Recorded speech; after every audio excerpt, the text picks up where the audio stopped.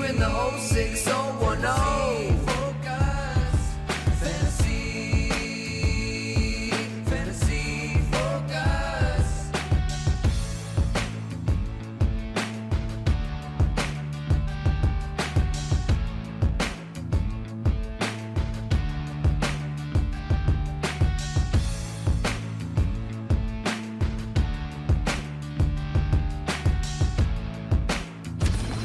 Hello and welcome into Fantasy Focus Football presented by Wingstop alongside Mike Clay and Field Yates. My name is Daniel Dopp here for a big Rankings Wednesday as we always do.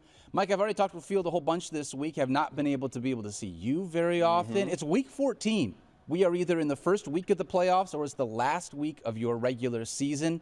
How you feeling about where all of your fantasy squads are? I'm feeling good about some, not so much others. I've had one of those. I can say this honestly, like I'm very objective in how I analyze my teams. I did a bad job, good job, whatever it is. This is by far, since I've started playing fantasy football, the unluckiest year of my career for sure. Really? I'm like most points against in like so many leagues. It's just one of them years. You're it's first just one of them in years. points scored, but also first in points against. So sometimes, you draft some good teams, you draft some bad teams, but when you're just so unlucky as well, it's brutal. So I'm just having one of them years. I'm hoping it's the opposite next year. So we'll see. But, all right. But I'm doing good in the Focus League, doing good in the FF Now League. I eliminated someone from the playoffs. We play in 3 leagues together. Yeah. We play in 3 leagues together. You have a good team in all of them. Yeah, but remember how bad Focus are? Actually, FF Now, I think I have tons of points against. I was second in points, but I'm second in points, but I'm not in position for a bye in that one. So yeah, I mean, I'm going to cry about it. I am going to cry about it. Oh my God! I got to tell you, first of all, we're all in this together. So I think that the reality, I've always said, I've always felt at least when you play. I'm in 15 season-long leagues. Yeah, about the same for me. Yeah, and I don't include the Scott Fishbowl in that because it's such quirky. Because you're eliminated. Oh, wow! But I mean, I am eliminated from that. Are you still in? I'm still in. I think I'm up to 220th or something, heading into third round. Okay. Field, you and I are in the same boat. Okay, we are eliminated. I think it's myself and Stefani are left. Okay, I think. well, congratulations to both of you. You have good teams, right? But anyways, of the 15 teams that I consider traditional season-long leagues, I just sort of figure the law of averages is going to work out over time. Yeah, they usually do, yeah. But I have a couple teams where I've been unlucky. I have a couple teams where I have probably been more fortunate than others. It happens to work out that way. What I'm trying to figure out is we've got Daniel in a thick flannel coat. Yeah. We've got Mike in a T-shirt. It's 21 degrees outside right now. Is it cold in here or is it warm in this? I think it's fine.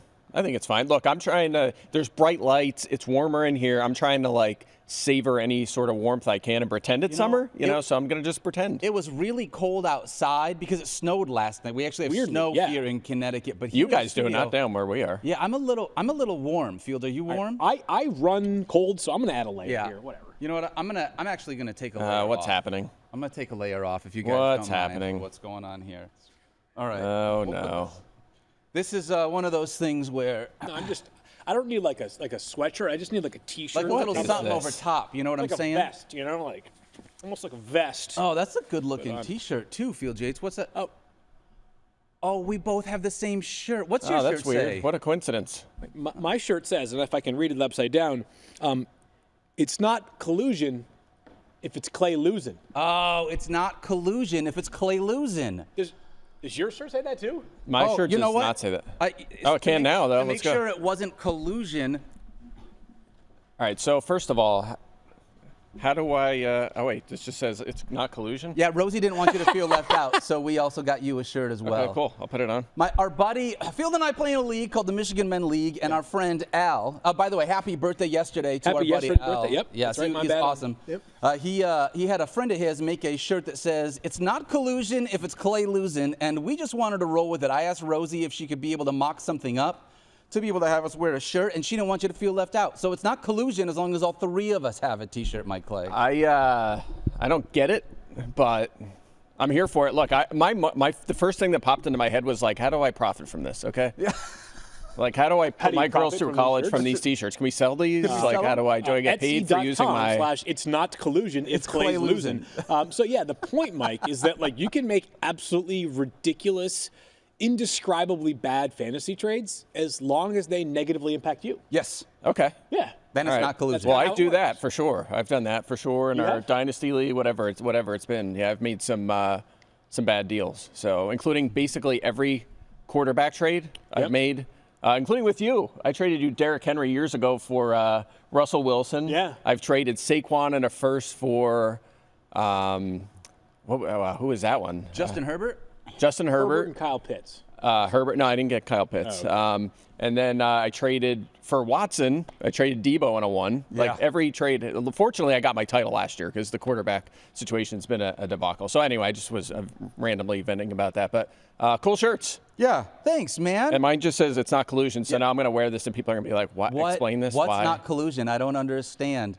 For what it's worth, my wife Rosie really just wanted. We had a slightly different design that was given to us by our buddy Al. Yeah. But because it was so small on my iPhone, when we blew it up, it got all pixelated. So Rosie just sort of had to reverse engineer this. She drew all It's this awesome. up Well at done. home last Yeah, night. it's really well done. It's comfortable. It's warm because it was cold in the was studio chilly. for a minute. So Any publicity is good publicity, Thank so you. I'll take That's it. correct, Thank you yes. for wearing my name around.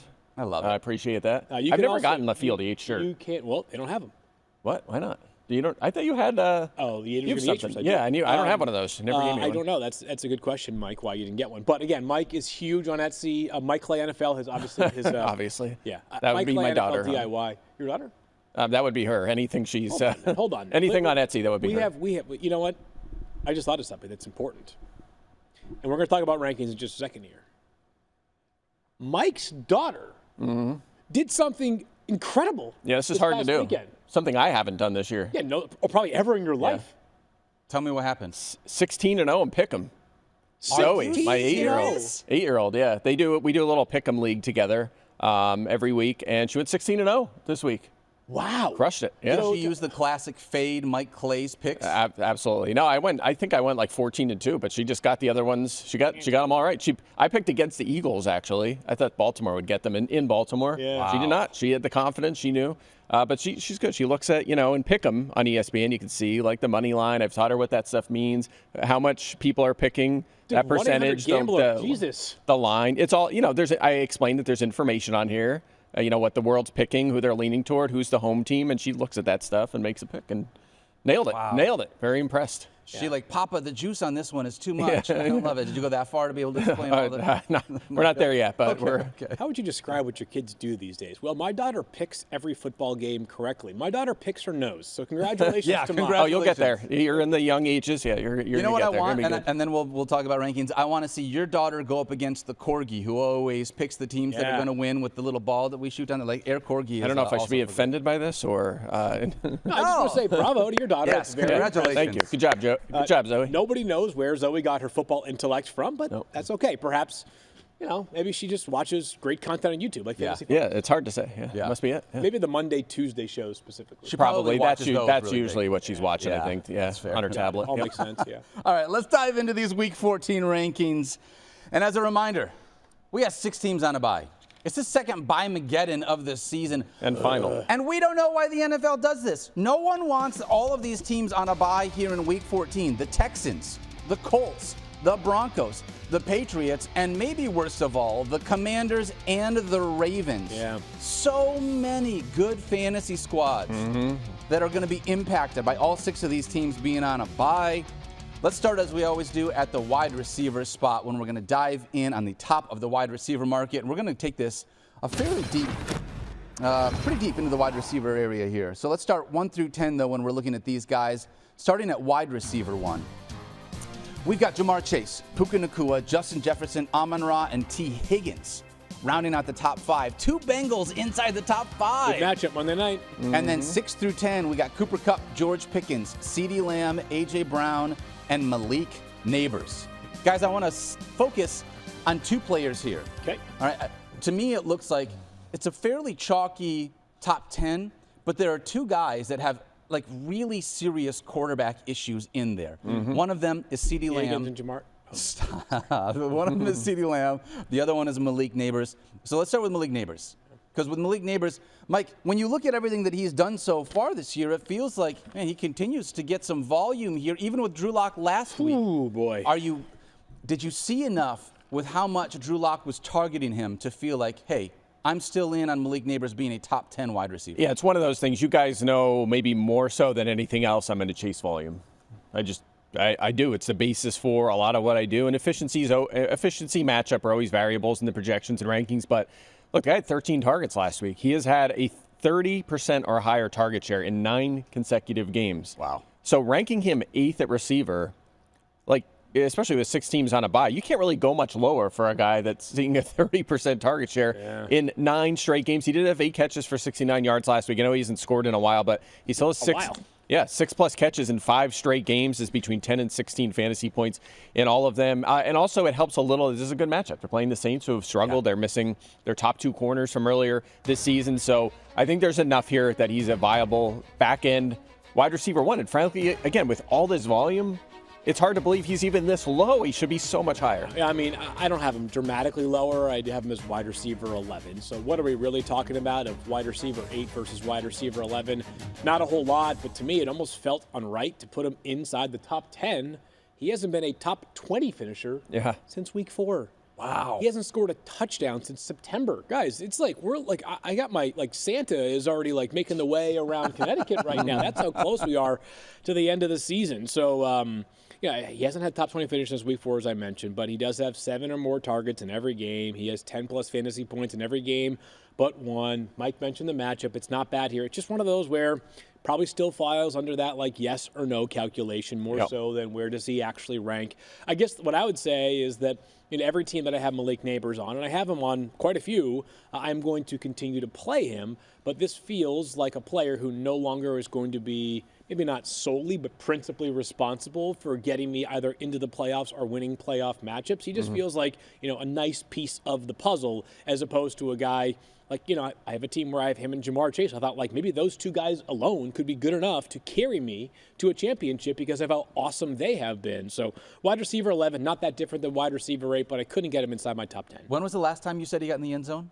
September 22nd. Gosh. So at this point, I think you've kind of made this comparison before, but with the target share that he has, he kind of just feels like Jarvis Landry plus, right? Like if he's not getting in the end zone, he's seeing a huge target share. I don't know if Jarvis Landry Khalil ever Shakir. I mean, maybe we should rank them next to each other. Shakir also hasn't scored since week 3. Nabers, unfortunately, I've said this a million times now, so I'll try to retire it after this, but he is who we thought he was coming into the season, right? Incredibly talented player who should dominate targets for his team. The problem is his team stinks. They rarely make it to the red zone, so there's not that many opportunities for end zone targets, and his quarterback's bad. So the efficiency is going to be poor. So plenty of volume, but he is looking much more like the guy that we had ranked as wide receiver 23 coming into the By the way, one quick thing here. Their schedule down the stretch of the next few weeks for the Giants is outstanding. So that should help. There's been some good matchups recently, Yeah, too. you're right. That's the part that sucks. I agree. But when you're seeing, 12, 13, 14 targets, you're going to have those splash games, and we've seen that from the guy we're about to talk about. I'd be curious if anybody here if anybody who's watching or listening can send us via Twitter or the YouTube chat, if everybody is monitoring it right now, hey, you've got Malik Nabers, but you're benching him this week because here are my other wide receivers, and see if we agree or disagree with it, right? Would love to know that. Listen, I'm just making this up, but you took A.J. Brown at the back end of round 1. You drafted when there was some uncertainty surrounding Jamar Chase with the contract situation, so you got him in round 2, and maybe you snagged Terry McLaurin in round 6. And or you got a Pickens or something. Yeah, Malik Nabers. Or even a Shakir, Maybe then it's a conversation. But I do think probably in most cases he's going to be a hard guy to sit, even with the recent dip in performance. Yeah, I agree. All the volume. You have him in FF now, right? In the FF now league, So you have both Bengals receivers in that one, So you're probably still starting him even with those 2 guys, right? So. Yeah, I mean, but the flex options are fine, but I just don't, it's I have to look at it specific to this week because we're playing each other. Oh, we are. Especially this week, though, with 6 teams on a bye, it feels like it's gonna be tough to find someone that you want to play over Malik Nabers. Yeah. Right. But I would love to know in the chat, like you're saying, Field, if we have anyone. Yeah, good On call. the other side, Mike, you talked about this already. I mean, it feels like this one is the better of the 2 quarterback options because we've kind of had some consistency here. We were worried a little bit about CeeDee Lamb because he sat out that 4th quarter with that shoulder injury. I heard Stefania talk about that. However, he was a full participant at practice yesterday, so we'd love to be able to see that. I have pretty much the same analysis here. Yeah, it's He's very wide similar. receiver 12 for me, so one spot below Malik Nabers. But last week was his first game all season with fewer than 7 targets. It was also his lowest percentage of snaps. Why? Because he was hurt and not really playing in that fourth quarter. So I expect CeeDee to once again kind of have, like, if you told me he goes for 8 catches and 91 yards and 2 rushes for 12 yards, that would seem like a reasonable Monday night output. Yeah, no doubt. 16-plus fantasy points in back-to-back games with 0 touchdowns during that span, which is kind of the point where when you see this much volume, almost 11 targets per game, it's going to drive fantasy production. And another guy with a great matchup, the Bengals, most fantasy points to the perimeter and third most to the slot over the last 4 games. We saw it last week, just atrocious. They're missing personnel for a variety of reasons. They're struggling. You can light them up through the air. It's a good situation. How long has Cooper Rush been the starting quarterback? Was it 3 weeks? 4 games, so he's played 3 full games with Cooper. Okay. And even with that, he's still first in the NFL in targets and tied for first in the NFL in receptions. So, like, as much as we don't love the risky quarterback situation, Cooper Rush has been able to continue to sustain that volume and honestly, the production as well for CeeDee Lamb, which is why he is as high as he is. All right, let's dive into wide receivers 11 through 20. I think this is going to be interesting to see where some of these back-end wide receiver 2 lands with all these teams on a bye. We're going to start at wide receiver 11. Drake London, Devontae Adams, Mike Evans, Garrett Wilson, and DK Metcalf. And then 16 through 20, Jackson Smith and Jigba, Ladd McConkey, Jacoby Myers, Calvin Ridley, and DJ Moore round out the top 20. Guys, I was noticing something the other day when I was doing my show note. Both you guys this week would prefer DK Metcalf over Jackson Smith and Jigba. And is that because you just feel like last week, obviously we saw DK have way more targets. I think he had 9 targets and JSN only had 4. Is that like the big reason for the gap, or are they basically the same wide receiver when you're looking at them? I mean, pretty close, right? Wide receiver 14 versus a half wide a point receiver apart. 15. Yeah, so probably the potential, I would say, for a big play leans obviously in DK's favor here. JSN's kind of a tricky guy to figure out in some ways. He has, as you just mentioned, Daniel, just 4 targets last week. Now, he did catch all 4 of them for 74 yards, so he paid off to a degree with 11.4 fantasy points. I don't really have a strong stance as to DK versus JSN. Like, they're very, very closely ranked in my rankings. So leave it. I would say the same thing. It's a toss-up. I could have went either way with it. You kind of hit the nail on the head. I mean, Metcalf is more likely to catch a long touchdown. JSN is more likely to catch, 8 footballs in the game. So they've both been tremendous. They're both lineup locks, and you just like what you're getting out of this offense. But just specific to JSN, one of the reasons why we have seen him creep up is not just his own volume, but we've kind of seen the fade of Tyler Lockett. Not that he was dominating targets early in the season, but he was definitely more prominently involved, as he now has just 9 catches in his last 5 games, does Tyler Lockett. So this has become a 2 wide receiver situation. They're obviously saving Bobo for the playoffs, but JSN has clearly leapfrogged not just Tyler Lockett, but like the idea that there is a third wide receiver at all involved, which has certainly contributed to why he has been a much more valuable player over the last 5 or 6 games compared to where he was at times early on in the season. Yeah, you know what it's like? It's kind of like how Tyler Boyd kind of faded in Cincinnati as it became Higgins and Chase. It's kind of what's happening in Seattle. I will say this, though. DK Metcalf, only 6 end zone targets this season. He has never finished the season below 14. So the goal line work hasn't been what it's been in years past for him. So I'd like to see a weird team. More of that, for sure. Didn't he lead the NFL in end zone targets last year? Or am I thinking Calvin Ridley. Calvin Ridley, that's right. Yeah, but Metcalf, since he's been in the league, is number 1. Like, he dominates this category. I think he had 88 in his career coming into this year, if I remember right. Wow.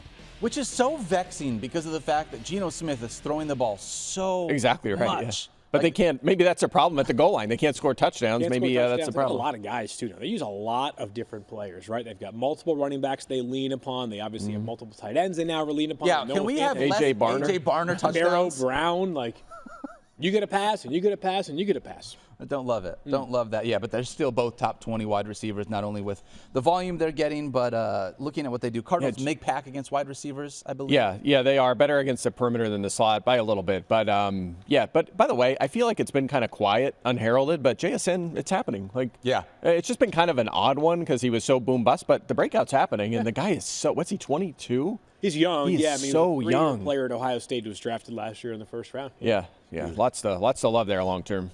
All right, let's take a little bit of a deeper dive into the wide receiver position. Not that much deeper, though. Yeah, exactly. No, it's not. Let's look at the wide receivers just outside the top 20 as well, and I want to specifically talk about one guy here. I don't know if we have a full screen for those guys, but When I'm looking at this, just outside the top 20, Mike, you weren't here to talk about it on the show yesterday, but Jerry Jeudy had himself a day, and it's not just been one game. Like, honestly, with Jameis Winston as his quarterback, he has Jameson.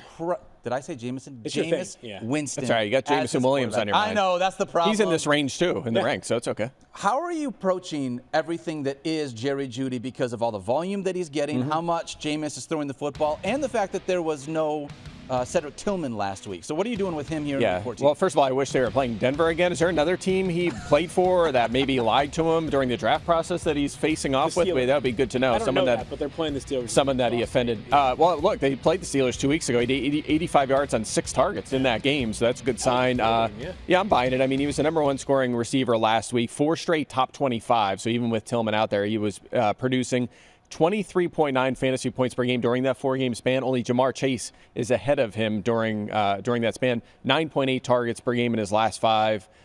Really a lot to like here for Jerry Jeudy. And we know he has the talent. I mean, we've seen this before. He had that breakout year in Denver where he was, 19th in fantasy points. And there was a lot of things going on, coaching changes, quarterback struggles, you name it, in Denver. But they're getting decent quarterback play now, and we'll say inconsistent, but certainly a quarterback that can get these guys the ball, and it's paying off. So I'm buying into it. I think he's no doubt in that wide receiver 2 conversation. Yeah, how about the raw numbers? Mike gave you a lot of the per game stuff, but in 5 games since Week 8, 33 catches, so that's 6.5 per game. Yep. 614 receiving yards. Now I get it. A lot of this took place last week.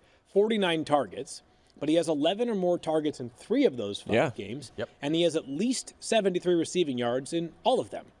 So we're coming off of likely the best performance of the season, maybe the best performance of his career. Darn good way to do it. But he has become a really useful piece of this Cleveland offense in the post-Amari Cooper world. It's pretty wild how Jameis has this ability to put Jameson.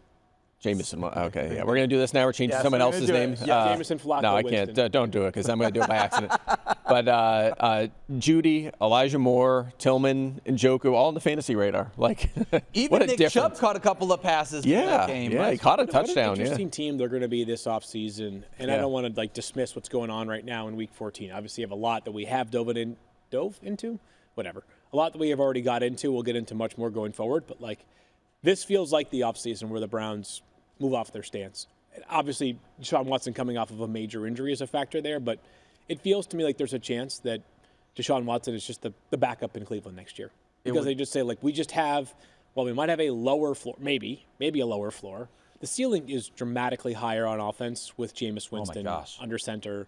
It was last year with Joe Flacco as well. This feels like the offseason where the Browns make a change. I think, sorry. No, you go ahead. I just think it's interesting with Jameis because I don't know, do you build a Super Bowl winning team around Jameis Winston? I don't know if he's that good. We saw it this week. I mean, he threw the game away. I mean, he may have kept them in it, but he also threw it away a few times. Yeah. So I don't know if that's a guy you build better? your quarterback position. Well, okay. How many options are out there that are available? Well, you draft one, right? You got a young quarterback to offset the cost of for Watson for a while. I don't if you draft a young quarterback, it is curtains on the Deshaun Watson experience. For sure. Maybe it will be. I think it is either way. It has to be. But if he has 2 more fully guaranteed years, so you're probably not to get into the cap machinations too much on the show, but you're probably going to have to just swallow hard and take a huge cap hit this year and take another cap hit in 2026 and just deal with it. But it's a major, major problem for Cleveland. I just think that at some point, you have a locker room with some really talented veteran players. You don't remember, and this comment got completely misconstrued, but maybe a month or so ago, Micah Parsons was talking about how, he just wanted to see guys like Zach Martin get a chance. He was less concerned about, what Mike McCarthy's. He'll be fine, right? Zach Martin might be done after this year, right? So that's when I say it, for the Browns, is I get it. Jameis Winston is not going to win you a Super Bowl probably, but it's better than what you have in Deshaun Watson. And do you want Myles Garrett to just continue to collect dust on his prime years as far as legitimate accolades are concerned? So a fascinating one that we'll look forward to in about a month. No doubt. I'll ask one question. If you guys, Mike specifically, if you needed one of those 2 quarterbacks to give you a 85-yard drive in under 2 minutes, which of the 2 quarterbacks would you rather have? Watson or Winston? Yeah. Definitely Winston. Yeah. But also, he's the most likely to throw a pick 6 on that drive. He absolutely is. He is. That's my point. I just if you have all them skill guys, you probably want to aim for, do we want a quarterback that maybe we hit on a Brock Purdy or hit on a first-round quarterback and Then you forget about Watson. You're like, oh, he's the backup. I totally forgot about him. Like, we hit a home run with our rookie, and we're set now. Well, gives you a higher why ceiling. Maybe you don't sign a guy to a fully guaranteed contract that gives you no options for the future. Big mistake. And it's too bad because their team is so good, and they have a lot of good guys, and they're just stacked. They have a stacked roster, and that bad start to the season cost them. I remember the Panthers and I think the Falcons both getting dunked on because it was like, you guys wouldn't go past 2 fully guaranteed years for Deshaun Watson? Yeah. You kidding me? Mm-hmm. They were right. Yeah. All right. Let's dive into the running back position here in Week 14. We're going to start at the top like we do with running back 1 on the board here in Week 14. And it's probably a little bit different because obviously no Christian McCaffrey in this one. He would have been up there instead. It's Mike's guy, Saquon Barkley. Alvin Kamara, then Devon Achane, Chase Brown, and Bijan Robinson round out the top 5. 6 through 10, Josh Jacobs, James Cook, Jahmyr Gibbs, James Conner, and then Kyron Williams. Are you laughing at Chase Brown over Bijan Robinson? I'm just laughing at the fact that it's like this is a list of running backs that, in the case of many of them, we had significant hopes for, and then also Chase Brown. Yeah, I know, right? We talk about how it's often volume. Maybe not a waiver wire pickup, but as far as late round values go, Chase Brown is certainly going to be amongst the most valuable when it comes to the end, or amongst the most impactful when it comes to end of season awards. But we're not here to talk about Chase Brown right now. You know what you are getting there: tons and tons and tons of volume. We are instead, Daniel, talking about who? Yeah, I got some expectations that I'm curious about because I think a lot of these guys make a lot of sense. Bijan has been crushing it so far this year, but he has a really tough matchup. I mean, when you look at everything Bijan has done recently, right? I think he's got he's a top 10 running back, 6 of his last 7 games. That's awesome. But he draws the Minnesota Vikings, and Mike, this defense has not given up a ton of fantasy points to running backs. Yeah, no doubt. 6 touchdowns in the third fewest yards and fantasy points to running backs. Only 3 running backs have even hit 12 against them. However, if there's going to be a fourth to get there, probably would be Robinson. How about this? A career-high 32 touches last week, and we've seen a change here over the last month. He's played over 70% of the snaps in 4 straight games. It's a far cry from where he was in the past, where one game he was down, then he was up, and he was kind of all over the map to start his career. That has changed. He's playing a featured role, and you talked about the performance as of late. He right now is 8th in carries, 4th in targets. He already matched his touchdown total of 8 from last year. So it's happening. The full-on Bijan Robinson breakout is underway. Yeah, I don't want to say that the matchup doesn't matter because obviously, if he goes for 13.5 on Sunday, you have been warned by both Daniel and Mike here. But in the case of this kind of guy, really, it's just obviously it's you're playing Bijan. I think it's more time to highlight what has been so great. And Mike just did an accurate job of highlighting and summarizing all of that. It's about time. Yeah. Right? It's about time. I think it's fair for us to criticize teams. It's also, I think, important for us to take responsibility when you go out on a limb or you have a take and it proves very, very wrong, right? If you were, and I don't specifically recall which side of the ledger I was on for the Deshaun Watson third-year guarantee or not, but there have been plenty of times where I've said something and I had to eat crow later, and I am glad to eat crow. I think accountability is important in this world. For Atlanta, you take a guy 8th overall, you play him a ton, especially at running back, where all you have to do is get the ball from the quarterback to the running back. There's no pass rush you have to worry about. There's no coverage you have to beat. So great to see Bijan getting what he has deserved. And this guy is a star talent in every sense of the world. Do you think you should do that with a tight end as well, that you take that early? Yeah, or, Mike, I think I would do that as well, yes. But Baker's be a topic for another day right this now, week. And yeah. Should I assume that crow is a less than savory bird to eat? Is that why they say Can't that? speak from experience, but I'm using the phrase enough that I believe it would be. That's what it not is? fun. Yeah. I'm a little surprised to say you want to eat something after. Do you want to put hot sauce on that, or do you want to? Wow. Not No hot sauce. No hot sauce for me. Hey, Jerk. speaking of hot sauce, you know who's been hot recently? Ayo. Josh Jacobs has also been crushing. Yeah, When you look at rolling. what he's done, 20 or more fantasy points in 5 of his 6 games field. The only game over the last 6 he didn't score 20 fantasy points was against The Lions. who's he play this week? The Lions. How are you approaching him? Because obviously it feels like kind of the same conversation we just had with Bijan Robinson. He's been crushing it, but he's going up against a really tough defense. There are a lot of things that I think about during the week when I am looking at my waiver wire, my lineup setting, my matchup, you name it. One thing I don't look at is whether I'm starting Josh Jacobs or not. Over his last 5 games, he's been a top 5 running back 4 times. Wow. And over those same 5 games, he has 96 carries. That is 19.2 per game, plus 11 catches, which isn't a monster number, but good enough for a guy who is getting close to 20 carries per game. He's a good bet to get goal line work for Green Bay as well. It is a tough matchup for sure. That being said, I'm still playing Josh Jacobs. Yeah, well said. I mean, the volume has been tremendous. The production has been there. The offense has been good. You mentioned it. I mean, Lions second fewest yards and fantasy points to running backs. They have allowed 7 touchdowns to running backs. That's kind of what you're hoping for. You know, it might not be the most efficient Josh Jacobs day, but for yourself. He should still have what? I'm not hoping for him to get in the end zone. You're starting him, of course. But, yeah, look, if you get 16, 18 touches and he finds the end zone, you're going to come away with it. Exactly. Double-digit fantasy points. That's all you want. Let's rank these game experiences when you are a fan of the team. Thursday night football, Sunday night football, Monday night football. Which of those 3 do you like to watch the most? I think Monday. Monday? I would agree with that. Monday Night football. Got it. Just I'm a feels Thursday like- night football guy for sure. Really? You are? Thursday night Yeah. for sure. Yeah, I mean Monday for obvious reasons because it's on our network. I love Monday Night Football religiously. But Thursday night football, if it were like my own team, I love it because I know that I still have a full plate ahead of me. Oh, that's a good way to think about it. Yeah.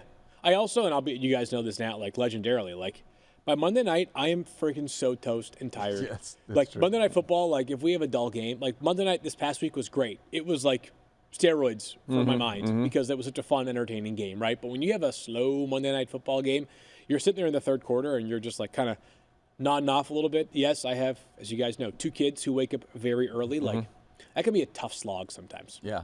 It's tough to feel like you're toast on Monday because it's the very beginning of the week, but it's that's part of being the fantasy analyst. So I know this isn't the case now for you, Daniel, but like a few years ago or most of your life, was your favorite time to watch the Lions their bye week? April. Like, April was my favorite time draft, to watch the Lions. Was the draft. That was it. like, Who oh, we the bye gonna week's get here? The bye week's here, finally. Oh, Yeah. God.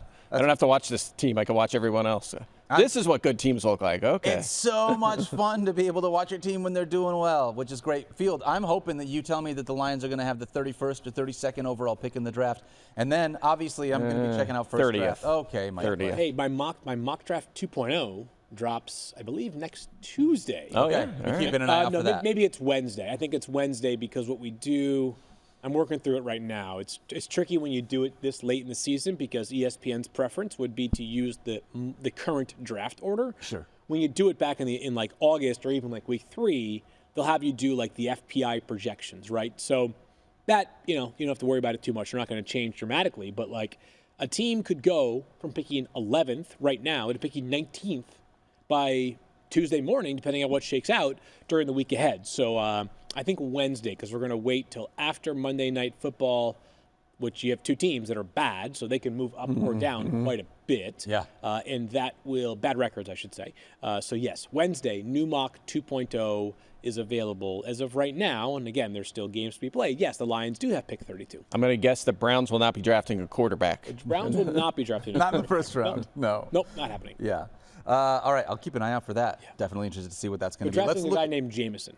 Oh, yeah? Yes. I'm That's fine all with I'll say. another Jameson. Why not? Why not? Bring him to the team. All right, let's look at running backs 11 through 20 here. We're going to start at 11, obviously, with Bucky Irving, Aaron Jones, Tony Pollard, Kenneth Walker, and Breece Hall. Breece Hall all the way down to running back 15.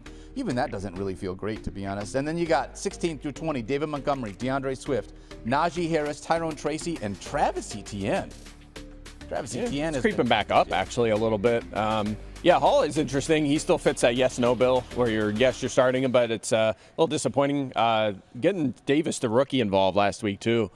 So 3 backs got touches, which is a little concerning. I mean, Hall's been fine, but just not at that Robinson level that we kind of hope to get out of him this year. Yep. To step back from last year. I want to ask this question mostly to Field, and then Mike, you can jump in afterwards. But Field, when I look at Aaron Jones, I think the biggest thing that I notice, I mean, for the season, his numbers are still great. 11th in touches, 8th in yards from scrimmage. He's top 10 among running backs in receptions, but he has 4 fumbles in the last 5 games. Yeah, I've got him as running back 16, which is a few spots, 6 spots lower than Mike and 4 lower than you, Daniel. And I am a bit weary of what we saw last week on Thursday with Devin Singletary and Tyrone Tracy, which is to say that, yes, Aaron Jones still has a very, very strong chance to lead this team in backfield touches and get some of the most meaningful touches. But if that falls off by 15 to 20% compared to where it has been, and we saw this last week. Again, I said this on a Monday show, I believe it was. Devin Singletary started the first 4 drives for the Giants on Thanksgiving Day, which Tyrone Tracy ends up finding the end zone. That helps him get to that 14.5-point day. But still, I do think there is a chance that Aaron Jones sees a little bit less work and he is slightly lower in my rankings. I'm going to say this because I just said that wrong. I said he had 4 fumbles in the last 5 games. He has 4 fumbles in the last 3 games, for what it's worth. That's not been great. And this is a pretty tough Atlanta defense against running backs, isn't it, Mike? Yeah, only 6 touchdowns, the 9th fewest fantasy points allowed, so nothing you're super concerned about, but they've been pretty good. The one thing I will say in his defense is Aaron Jones' goal line opportunity has been tremendous this year. He has 11 carries inside the 5, that's 8th, and he's missed a little time in there, in and out of games with injuries. But his touchdown luck has been turning a little bit. He has a touchdown in consecutive games. His expected touchdown total this year is 10.7. That's second in the entire NFL. I mean, Jalen Hurts is ahead of him, but he only has 5 touchdowns. So he has been maybe the unluckiest player in the league in the touchdown department. So that's starting to regress to the mean a little bit. We've seen it the last couple of weeks. If that continues and his volume is, even if it's down a little bit, if that's offset by touchdowns, he's going to be fine from a fantasy perspective. So I'm at RB10. I still think he's a fringe RB1. He's been getting so much work. He just hasn't been able to find the end zone quite as much as what we want. 5 total touchdowns. Yeah, I mean, there was like a big thing a couple weeks ago when they finally got him back into the end zone. Yeah, It was like everybody now. It's about time. Now, Kevin O'Connell, if I might ask for one favor, because I do find that you're not only one of my favorite coaches, but I also feel like you are very fantasy friendly in the sense that, like, you talk very transparently about your players' availability. When Justin Jefferson goes through a bit of a slower stretch, you get him going. Jordan Addison goes through a slower start to the season, you get him going. Hawkinson time. Yeah. He hasn't scored a touchdown yet. I feel like this team would love to get T.J. Hawkinson his first touchdown since his return from a major knee injury. I could use that. We all could, They threw a touchdown to Johnny What would Munt you last do? week, didn't they? Of course they did. What would your celebration be if you score your first touchdown of the season? I'd pull my hair out and then shake it back and forth and go, Hawk! Ooh, if you could. That's pretty good. That's pretty good. If you could guarantee a touchdown every week for the rest of the season, would you cut your hair? That's a good question. Would you guys rather see me cut my hair or shave my beard? I just feel like your beard has been around for so long that I don't like. It's part of you. Because if I trimmed the beard, because TJ's got scruff. Yeah. I think I would look more like TJ. You would. If I kind of shaved my beard down and also started working out quite a bit for what it's worth. A little bit. Grew not 4 a ton, inches. a little bit. Yeah. Yeah. That's a good question. I'd consider it, Field Yates. Okay. I'd consider it. That would be very man of the people of you. It would. And man of. I'll tell you what. Your co-host. Yeah, as well, yeah. So I'll take it. All right. If he scores a touchdown in every single game from here until the end of the season, I will either cut my hair or I will dramatically trim my beard. Yeah. I mean, I was saying like in an alternate universe where you could control such things. Would you make the trade right now? But darkest timeline. If you're willing to like actually put yourself out there for it, go for it. Yeah, why not? Put it on the board. I feel like if you shaved your head and trimmed off your beard and walked by me in the hallway, I would have no idea it was you. Exactly. Like, hello, sir. Yes, that would be. That'd be a flashback to my days in the Air Force. I'll tell you that much right now. Yeah. All right, let's dive into a couple more running backs. Mike, I got a question outside the top 20. Again, with 6 teams on a bye, people might be going a little bit deeper into the roster to be able to add someone. Obviously, with no Christian McCaffrey and Jordan Mason, Isaac Guerendo is going to get the start here for the San Francisco 49ers. With this being his first start without anyone else there, how are you projecting his usage? Yeah, there's always a little bit of risk with these situations. I think we all feel pretty comfortable starting him, and it's not going to be a situation like where we had it all wrong and Patrick Taylor gets 18 touches. I mean, it's possible. I mean, you have to keep that in the back of your mind. Taylor is the guy they brought in the offseason from Green Bay, and he's had a little bit of a cup of tea on the 53. I expect them to sign him off the practice squad this week for the game. But look, we saw back in week 8, Guerendo is the only game where he's played substantial snaps, 66%. In fact, we saw him used as both a rusher, 14 carries, and receiver. He had 4 targets on 16 routes in that game, and he showed well. 102 yards, a touchdown, 17 touches. They did play Dallas. It was a good matchup, but this is a good matchup against Chicago. 4th most rushing yards, 4th highest yards per carry to running back. So I feel pretty good about him. Again, we're going to bake in a little risk. We're not going to rank him where Mason was in the first month of the season as like a top 10 or 12 option. But I have him at 20, and that's enough, especially with 6 teams on a bye, to be a back-end RB2 or at the very least a flex. So if you got him off waivers, I think you're going to be hard-pressed not to use him this week. In our Fantasy Focus Show League, I'm just going to pause real quickly. Stefania had both Christian McCaffrey and Jordan Mason. Yeah. She had $61 a fab. I had $85 a fab. So I put in a $62 bid for Isaac Guerendo. I maxed mine out. I did 59, I think. Yeah. I maxed mine out as well at $3. I don't know. You guys have to tell me this. Do you think Stefania will want to be friends with me by the time that she notices this happened? Not only did I get Isaac Guerendo because I outbid her by $1, but she also doesn't have a starting quarterback in this league, and we're playing against each other. Whoever wins gets in the playoffs. I added Sam Darnold, and I added Caleb Williams, and I added Tua Tagovailoa, even though I didn't need all of them, just as like the defensive Is this big block. for like a playoff spot or something? Yes, like this is for the last playoff spot. Oh, no in our way. fantasy Okay, well, no, you got to do Well, that. I mean, there's other ways, Mike. If you need, Mike, when I sweep you this weekend, I'll make the playoffs. What? When I sweep you this weekend, because I'm going to beat you and I'm going to get victory points. Oh, you're trying to get into in. the focus? Is that the same situation? Right. Okay, I Well, think I'm there's two locked in. playoff spots available. There's is there two not? playoff spots available. If Daniel and Stefania play against each other, so when I sweep you, I'm guaranteed a spot. So we're playing in that league too? We are playing in that. Oh, we're playing that Yeah. one and the FF Now League? Okay. Yeah, it's coming down to the wire here. Our This friendship is interesting. really being put to the Wait, test. should we collude? It's 'Cause not collusion. all right, so you're locked in, I think, to the 1 seed in FF Now, but I need a win to get a bye, Right. to have a shot at a bye. And in this one, I'm locked in and focused in the playoffs, but I need you need a win to get into the. All right, I think So you're saying as long as you lose, no one's watching. We could collude on this. Yeah, It's not totally. collusion if it's Clay losing. That's Not how collusion I if feel. Clay's losing. So it would be not collusion in the FF Now League. Excuse me, Correct. Focus League. Focus League. FF Now League, it would be collusion. It would be collusion. 'Cause you'd be winning. I would still probably, if I gave you the win and focus, I would still lose. I don't know. Anyway, might lose a bye, so I'm losing either way. For what it's to worth. some extent. The buys and I think Focus are going to. All right, just don't tell anyone. We're going to collude on that. Yeah, no we're one gonna watches collude, this. yeah. This is the time of year, though, honestly, where it's like sometimes you got to look at things and like, what is if I need to get into that final spot, what does the team I'm playing against or another team in the league need? And like, you're playing defense on a waiver wire just as Yeah, much. I mean that Oh, my happened. God. That happened last year in the week 17 of our dynasty league on live on this show, and Field added a quarterback because when Russell remember Wilson that. got benched. That's it. Well, Stefan, Our please trade know that I deadline love is you. an hour and 19 minutes away in that dynasty league, and there's some talks of a very interesting potential trade going down over email. Yeah. Darius Slayton for Nico Collins. No, that one I'm still working on. Which one is it? Well, Devon Achane is up for grabs. Yes, he is. in that league. Yep. As Yeah, is Alvin I'm involved. Kamara, as in Mike Evans. I'm involved in talks. Uh-oh. I need an RB2 in that one. I need an RB2. Oh, my I think gosh. I would just build around Devon Achane. Well, speaking of building around, Depends how much you get for him. I got to ask you this. I got What would it take to get a 23-year-old running back from you in fantasy? a lot. Yeah. Who's probably like, if you were to do your dynasty rankings right now, Yeah. running backs off the cuff, who's RB1? I mean, he's gonna Bijan, but I he's have. RB2.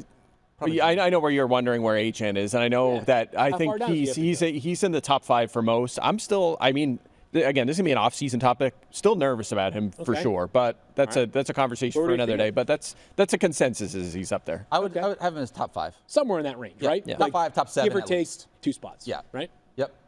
Sounds like a good guy to build around, doesn't it? It does. Okay. Well, didn't Bijan and London get traded in this league in the same? And anyway, comment. That's just topic for another day. Anyway. Good managing. Let's talk about one more set of running backs before we move on and talk about quarterbacks, Mike, because I have had Isiah Pacheco on IR in 2 leagues for the entirety of the season, and I picked up Kareem Hunt, and he has been sustaining my RB2 spot. And now it's a nightmare. And now, honestly, it feels like the way that Kareem Hunt was able to do that was because of volume. That's what kept him valuable. Yeah. But now with Isiah Pacheco back, it feels like because of the inefficiency that Kareem Hunt has had, all that value has just sort of dropped off. Are we at a point where you're projecting Isiah Pacheco to be clearly the lead back over Kareem Hunt? I think he will get the edge this week, but we don't know that for sure, and that's what makes this tricky. Last week, Hunt played 40%, Pacheco 33%. Look, back in weeks 1 and 2, we haven't seen much of Pacheco this year. He got hurt early in the season, but he did play 74% of the snaps and had averaged 20.5 touches and 94.5 yards per game. So he was a clear feature back. Kareem Hunt has been fine. He's held down the fort in a good offense. He hasn't really blown the doors off in terms of efficiency. Pacheco is their lead back, and I think he'll take control. Is that going to be 20 touches a game? Maybe not now with Hunt there. Maybe it's 15. But also worth noting is when they were clearly in a position where they were throwing the ball, Samaje Perine was involved as well. He played a lot of snaps last week. So it's not 2, it's 3 guys. It's 3 guys right now. So that makes me a little bit nervous. Also, this matchup brutal against the Chargers. 4 touchdowns allowed. That's tied for fewest with Philadelphia this year. So I don't know that certainly neither a lineup lock. If I had to pick one, Daniel, I'd go Pacheco, but I have him at 25. So I'm not, even with 6 teams out, it's a tough spot right now. That's where I land as well. A few more numbers to help sort of suss through this situation. So Mike mentioned 33% of the snaps for Pacheco last week. Kareem Hunt played 40% of the snaps. So it wasn't 33 to 60 or something. It was 33 to 40. Pacheco had 8 touches on 22 total snaps. Kareem Hunt had 11 combined rushes and targets. So it wasn't like he had a massive edge in the workload department either. Keep this in mind.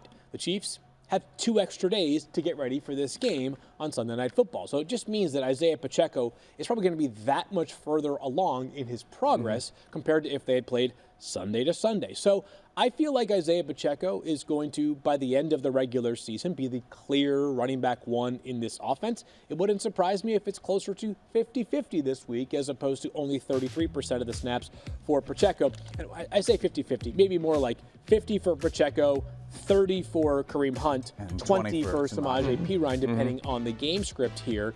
On top of that, last week the Chiefs ran exactly 0 goal-to-go running plays. Really? They only threw the ball in goal-to-go situations last week. Now, there was kind of one of those odd ones where, like, if you have 1st and goal from the 1, you're going to run the football at some point, most likely over the next 4 plays, right? All of their goal-to-go opportunities started from, like, the 6 or further back. So it is kind of this bind where it's like, Yeah. you know, the defense only has so much field to cover, so pass defense can be a little bit different. There are all kinds of dimensions, things that contribute to how you play call from the 6-yard line or 7-yard line. But anyways, we didn't see, like, if they had a 1st and goal from the 1 last week, I would have been very curious to see which of those 2 backs got the ball. We did not see that in either case. Yeah, I think given the fact that it feels like all of, like I said to start this off, all of Kareem Hunt's value has come from volume, knowing that even if it is going to be a 50-40 split or something like that, it just feels like Isiah Pacheco has just much more efficiency in his game. So I would obviously be starting him. You mentioned it, 8 touches for 49 yards last week for Pacheco. Kareem Hunt had 9 touches for 15 yards.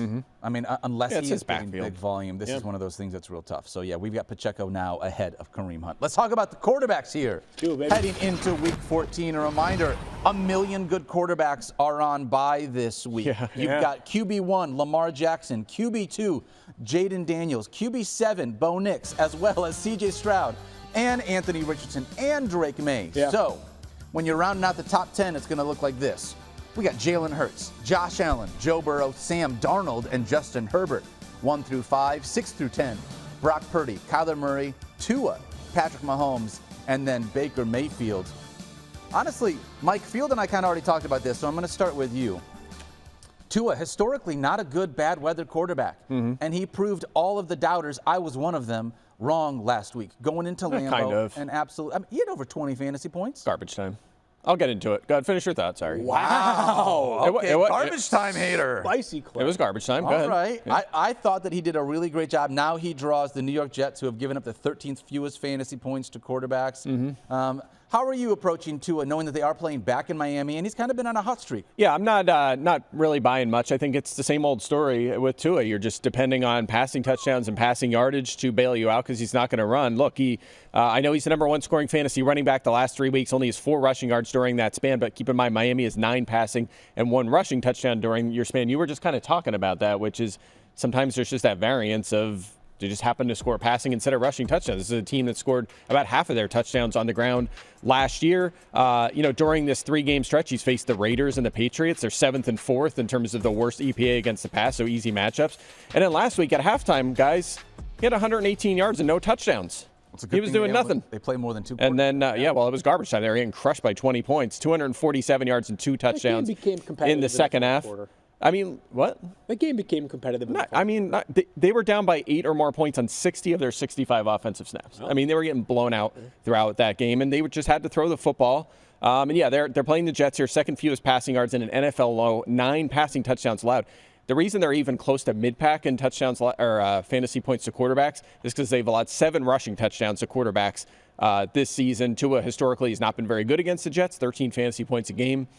So I'm not as optimistic. The only reason I have him just inside my top 10 is because, to your point, we're missing a lot of good quarterback has been destroyed by the bye weeks this week. So he is what he is. My opinion of him hasn't quarterback changed. in fantasy over the past 4 I just laid out the context of that. Yeah. Wow. The Jets have allowed 20 more fantasy points in 5 of their last 7 games. Wow.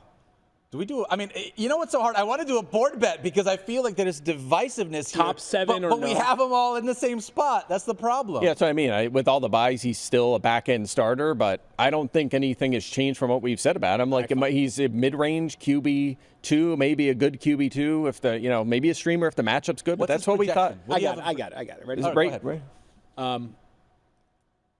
I say Tua Tagovailoa outscores Lamar Jackson and Jaden Daniels combined. It would be hilarious if he had negative 0.1. That would be so good.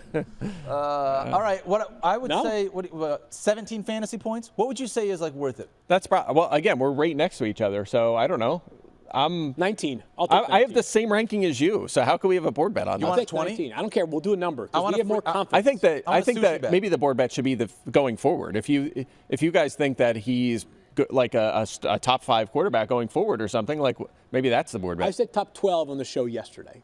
That he's a top 12 going forward? Yeah. I'd have to. I don't know. I don't know what their schedule is. Hedging Mike. Well, if I'm at Hedging 11 Mike. or 13 Call Mike or the something. landscape writer because he's always hedging. Oh, All right. I actually like that. That's a good one. Me too. That's pretty Didn't I good. use that on you like 2 months ago? What was the hedge that I was doing? I don't know. We that was a joke in the off season about you hedging on everything, being like, I just want to say, like, rankings are hard, and like everybody's in a tier. However, you used to do that all. 2 out of the past 3 weeks. Wow. Do you know who has? No, tell me. Anthony Richardson. Really? Well, you were right about that call then, I guess. His teams have moved up from 10th to 9th in the There you standings go. over the last couple of Congratulations. weeks. I'm sorry. Is that accurate? I Your want to Richardson say, teams. for what it's worth, I mean, garbage time points still count as fantasy. They do. I points thought for that your was one of the squad. coolest things about Lamar Jackson's week last week. He got 9.14 fantasy points on the last drive. That was totally Dude, inconsequential. that long rush that he had, like at the very end of the game. 39-yard rush, and then he threw a touchdown pass. It was awesome. amazing. I And love that. And that's fair if you are projecting a situation where there's garbage time. Do we expect that he's going to be just throwing the ball a bazillion times against the I don't Jets know in the second who half of the does- season? I don't know who does the rankings at ESPN. I'm not exactly the biggest fan, but sometimes I do project garbage time points. I love it. I don't know. I wish there was something we could do here, but I just love the divisiveness between. I know. We'll think about it more. Yeah, Maybe we'll find Friday. something. Well, maybe Friday we come back to this. We'll think of All something. right, let's look at quarterbacks 11 through 20 here because you may need to go a little deeper into the list to be able to find a starter this week. Starting at 11, we got Russell Wilson, Matthew Stafford, Jared Goff, Will Levis. Will Levis at quarterback Look at him up there. 14, Yeah, and Caleb baby. Williams rounding out the top 15. 16 through 20, Geno, Jameis Winston, Derek Carr, Jordan Love, and Cooper Rush. I want to talk about Caleb Williams. Back-to-back games, Mike, with over 26 fantasy points, at least 16 fantasy points in all 3 games with Thomas Brown as his offensive coordinator. And Field, I think you mentioned this yesterday. I want to give you credit for this. He has 7 games this year with at least 30 rushing yards, something does. like that? 33, yep. 33 rushing yards. Sorry for being a little bit disconnected. I just got a voicemail. You know, Apple can now transcribe your voicemails. I was from a number that I don't know. The transcription reads, this is to authorize the recent payment of $1,500 for your Apple MacBook Pro. They must have confused me for Mike. Ah, that's what it is. Didn't your account get hacked at some point on Twitter? No, it wasn't me. Oh no, wasn't that Woody or something? Woody got Yeah, hacked. it was I Woody. bought all this No, it wasn't mine. Apple MacBook Pros available from his Twitter account, and they haven't That's right. arrived That's yet. right. Yeah. Hopefully they still get here in time for Christmas. So you finally got charged then. Good. Congrats. I got charged. All right. Finally get your Anyways, laptop. Caleb does have at least 33 rushing yards in 7 games this season. He's been really good with the new change at the offensive coordinator position. Better, yeah. I want to do you want to give some numbers? Give 26. some numbers around it, and then, 26 fantasy points in each of the last 2 games is I mean, more the than Bears are better. getting blown out last week, so who cares? It doesn't matter. Does it? Yeah, those garbage time That's right. points don't even count for anything. Let me get you some numbers. Give me some numbers on Caleb Williams, and then I want to play a name game with you. Okay, name game. All right, 5 passing touchdowns in his last 2 games after 0 total in his prior 5 games. And you mentioned the rushing, 47.3 rushing yards per game in his last 3. So, and of course, that's led to fantasy production, 16 plus in all 3 of those games. Do you realize he's up to 7th in pass attempts and 9th in carries at quarterback this season? So the volume has kind of come for Caleb Williams. The problem I have is the matchup this week against the 49ers. 4th fewest yards, 12th fewest fantasy points to quarterbacks. Only Josh Allen, Kyler Murray, and Sam Darnold have gotten to 16 fantasy points against the 49ers this season. Chicago's going into San Francisco. I know they're a little beat up, but I think it's enough of a tough matchup that it's not a guy I'd want to start. All right, so let's say you're trying to find a quarterback 1 for your squad, given that you either had Lamar or Jaden Daniels or one of these other guys, Bo Nix, potentially on bye. Would you rather have Jared Goff or Caleb Williams this week?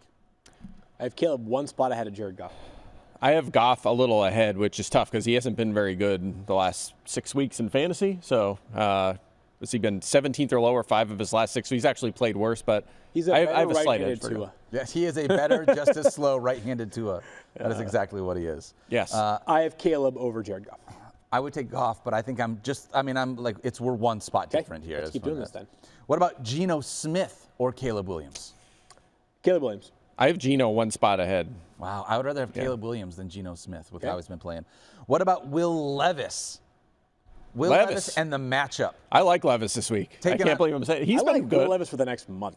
Yeah, no doubt. They have a good schedule, and he has 15-plus fantasy points in 4 straight. And, of course, Jacksonville, most points to quarterback. No, hold on, though. Twice. I mean, if we assume the Titans are losing, are they all just garbage time points, or will they actually count for my They might fantasy win squad? against Jacksonville. That's the point. They have a nice little schedule here, and he's been producing for a month now. All right. I got Levis ahead of Caleb Williams this week because of the matchup, for what it's worth. Russell Wilson or Caleb Williams? Russ. I got Russ as well. He have 400-some passing yards. I wish he was running a little more. That bothers me with Russ, but overall production's been a little boom bust, but 3 18-point games. All right, what about famous Jameis or Caleb?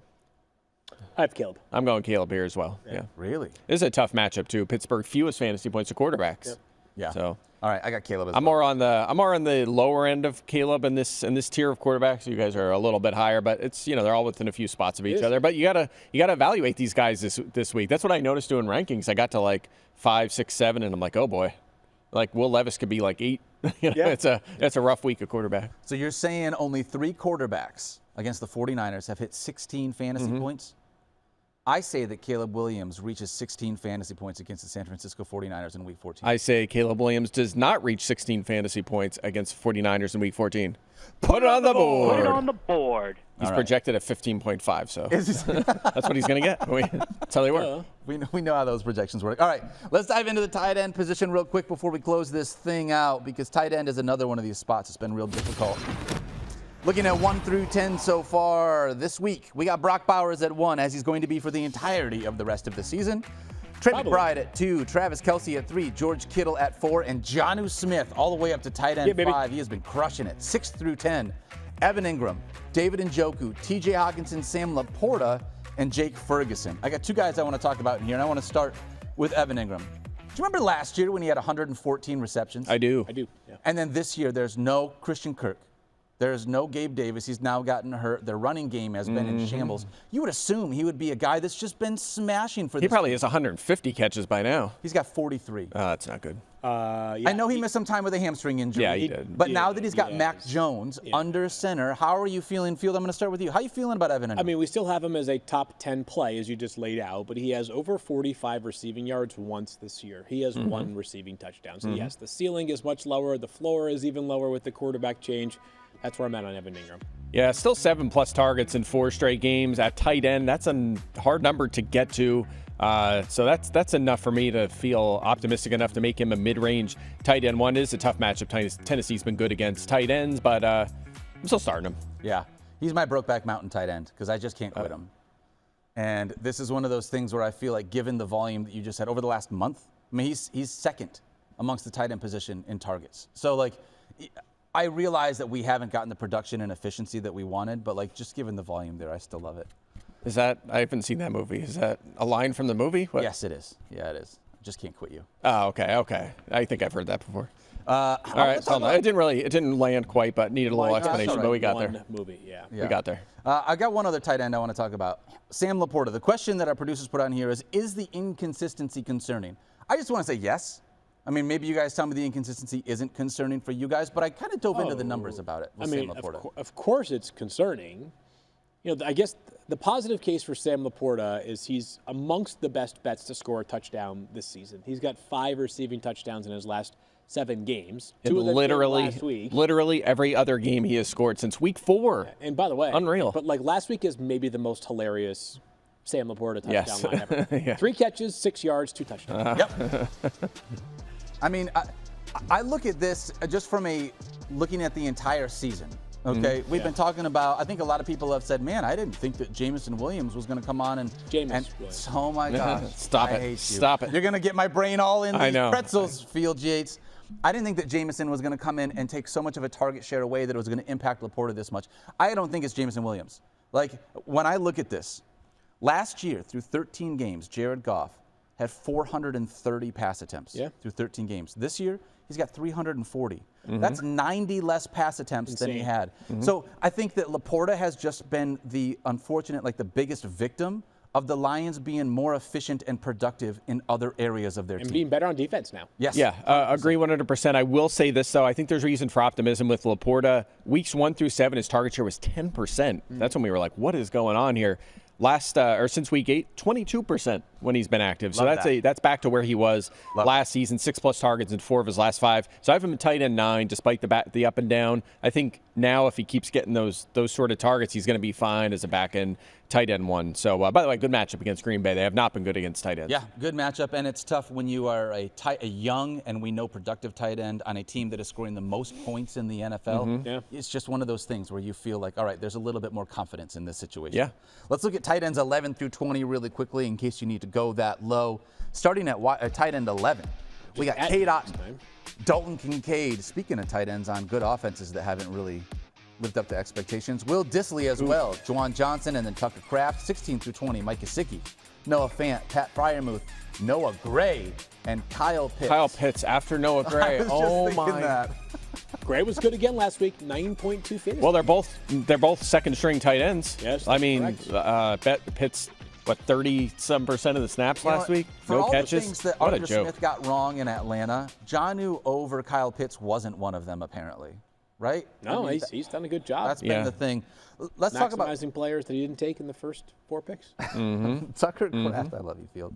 Tucker Kraft has been one of those guys that, like, he's had some really good weeks so far this season, but there's also just been a lot of inconsistency. And, Mike, I don't know how you do this. A lot of times we talk about fewest points to the position when it comes to the other positions. Tight end feels a little bit harder to be able to justify that because there's not as many good tight ends in the NFL as there are running backs, wide receivers, and quarterbacks. However, the Lions have allowed the fewest points to tight ends this week. How are you approaching Tucker Kraft? Yeah, I would view it as a tough matchup. I mean, we're this deep into the season, and no tight end has had 11 points against Detroit. I mean, there's something to be said for that.